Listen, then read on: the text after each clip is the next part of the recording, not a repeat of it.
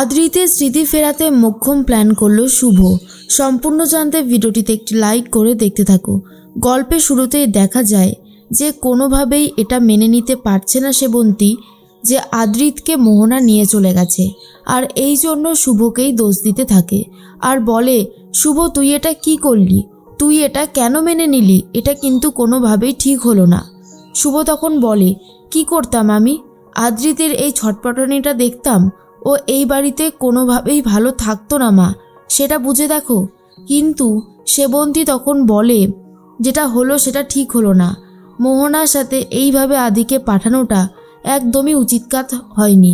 আর ঠিক তখনই পূরবী বলে, সেটাই তো শুভ, তার থেকেও বড় কথা, ওই রকম একটা মেয়ের সাথে তুই কিভাবে আদ্রিতকে যেতে দিতে পারলি। তখনই শুভ বলে, ও যে কোনো মেয়ে নয়, ও হলো ডাক্তার, আমার আদিকে ওই সুস্থ করে তুলেছে। হ্যাঁ আমি জানি আদির স্মৃতিশক্তি নষ্ট হয়ে গেছে, কিন্তু মোহনাই পারবে ওর স্মৃতিশক্তিটা ফেরাতে, আর আমরা তো আছি। আমি যদি ওকে জোর করে এখানে রেখে দিতাম তাহলে ওর স্মৃতি কোনোদিনও ফিরতো না। সব থেকে বড় কথা যে ও যেটা করছে সেটা ভালো করছে। আদির স্মৃতি ফেরাতে হলে মোহনার সাহায্যটা আমাদের লাগবে। মা, আদি আমাদের কাউকে চিনতে পারছে না। এতগুলো দিন ও মোহনার সাথে ছিল, তাই ও মোহনাকেই নিজের পরিবার বলে মনে করেছে। কিন্তু আদিকে একটু সময় দিতে হবে, একটু সময় দিলেই আদির সব কথা মনে পড়ে যাবে, তবে সেই সময়টুকু আমাদের দিতে হবে।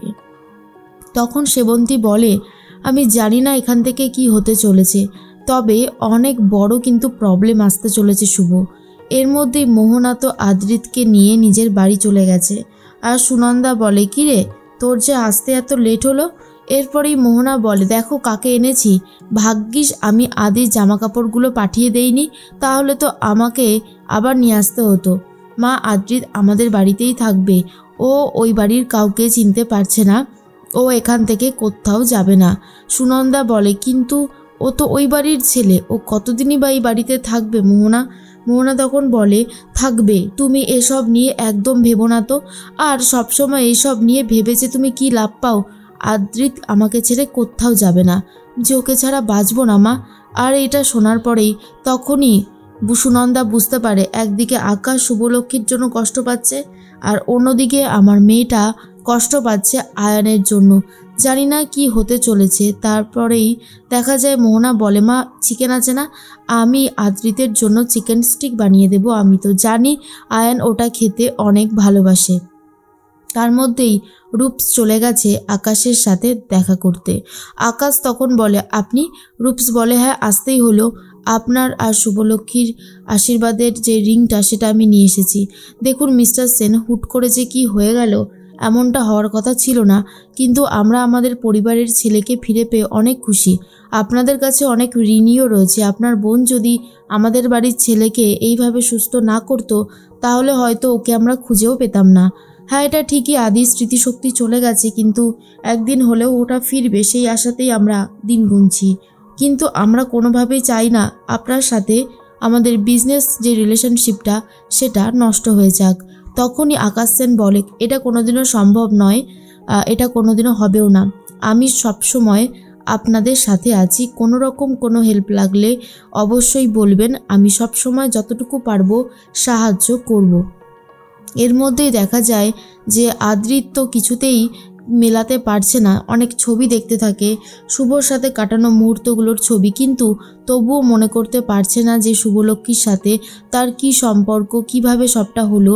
তার মধ্যেই চলে এসেছে শুভলক্ষ্মী, আর শুভলক্ষ্মীকে দেখার পরে অবাক হয়ে যায় মোহনা আর বলে, এ কি আপনি এখানে? শুভলক্ষ্মী বলে, হ্যাঁ আমি এলাম, আমি আদ্রিতকে ফিরিয়ে নিয়ে যেতে আসিনি। এরপরে আদির কাছে গিয়ে বলে, আদি তোমার ফেভারিট স্টিক, তুমি তো চিকেন স্টিক খেতে অনেক ভালোবাসো, তাই আমি তোমার জন্য নিয়ে এসেছি। তোমার সংকোচ বোধ হওয়ার কোনো কারণ নেই, আমি তোমাকে ফিরিয়ে নিয়ে যেতে আসিনি। আর এর মধ্যেই শুভলক্ষ্মী বলে, তোমার যখন কোনো কিছু মনেই পড়ছে না, আমি এটুকুই বলবো যে আমি সারাটা জীবন তোমার জন্য অপেক্ষা করতে রাজি আছি। মোহনা, তোমার বাড়ির সামনেই আমি পড়ে থাকবো, যতক্ষণ না আদির স্মৃতি ফিরে আসছে আমি এখানেই থাকবো। এর মধ্যে সুনন্দা বলে, কি বলছোটা কি তুমি? আয়ানের স্মৃতি কবে কখন ফিরে আসবে তার কি কোনো গ্যারান্টি আছে? তুমি এইভাবে বাইরে এত কষ্টের মধ্যে পড়ে থাকতে যাবে কেন? আকাশ সেন এসে গেছে আর বলে, দেখুন আমি জানি যে আপনি আমাকে দেখলে একটু অন্যরকম ফিল করছেন, সেটাই স্বাভাবিক, তবে এরকমটা ভাবার কোনো কারণ নেই। আদ্রিতবাবু ফিরে এসেছে, এর থেকে ভালো কিছু আর হতে পারে না। আপনার যদি কোনো আপত্তি না থাকে তো আপনি এই বাড়িতেই থাকতে পারেন, কিন্তু শুভলক্ষ্মী বলে দেয় সে এই বাড়িতে থাকবে না, সে বাইরেই অপেক্ষা করবে। এর মধ্যে আদির তো মনে পড়ে না কিছু, আর শুভলক্ষ্মীও বাড়ির বাইরে অপেক্ষা করতে থাকে। তার মধ্যে জিনিয়া তার মাকে নিয়ে চলে এসেছে রায়বাড়িতে। সেবন্তী বলে, এ কি জিনিয়া, তুমি এখানে? জিনিয়া বলে, মম খুব আসতে চাইছিল আদ্রিতের সাথে দেখা করবে বলে, তাই মমকে নিয়ে চলে আসলাম। আদি কোথায়? এর মধ্যেই সেবন্তী বলে, আদি এখানে নেই, আদিকে মোহনা নিয়ে গেছে। আসলে আদির তো কোনো কিছুই মনে নেই, তাই ওকে জোর করে এখানে রাখতে গেলে হিতের বিপরীত ছাড়া আর কিচ্ছু হবে না, তাই আমি ওকে এখানে রাখতে পারিনি। আশা করি তুমি বুঝতে পেরেছো। এর মধ্যেই জিনিয়াকে তো একদমই সহ্য করতে পারে না সেবন্তী। জিনিয়ার টার্গেট তো সমিত। এরপর জিনিয়া আস্তে আস্তে সমিতের দিকে চলে যাচ্ছে আর সমিতকে বলে, কেমন লাগছে বলো, তোমার দাদা ফিরে এসেছে? সমিত বলে, খুব ভালো লাগছে, কিন্তু আমার দাদা যদি স্মৃতিটা ফিরে আসতো তাহলে অনেক বেশি ভালো হতো। এর মধ্যে জিনিয়া তার মমকে বলে, আচ্ছা মম, বলছি আদ্রিত ফিরে আসায় আমার প্ল্যানে আবার জল ঢেলে যাবে না তো? তখনই জিনিয়ার মা বলে, না না, আমাদেরকে যা করার খুব তাড়াতাড়ি করতে হবে, বুঝলে, আমাদের হাতে সময় খুবই কম। এর মধ্যেই সেবন্তী শুভকে ফোন করে বলে, কিরে শুভ, বাইরে ঝড় উঠেছে, তুই কখন আসবি? শুভ তখন বলে, মা আমি আজকে থেকে আদির জন্য বাইরে অপেক্ষা করব, যতক্ষণ না আদির জ্ঞান ফিরছে, মানে স্মৃতি ফিরছে, আমি আদিকে নিয়ে তবেই বাড়ি ফিরবো। আর শুভর এই জেদটা দেখার পরে খুব ভালো লাগে সেবন্তীর, আর বুঝতে পারে তবেই হয়তো এবারেই হয়তো আদির জ্ঞান মানে স্মৃতি ফিরবে। আর অন্যদিকে মোহনা দূর থেকে লক্ষ্য করার বলে, শুভলক্ষ্মীকে দেখে সত্যি খুব কষ্ট হচ্ছে। এরপর জানি না কি হতে চলেছে, তবে আদিও এরপর জোর করে মনে করার চেষ্টা করে যে শুভলক্ষ্মীর সাথে তার সম্পর্কটা ঠিক কী ধরনের ছিল।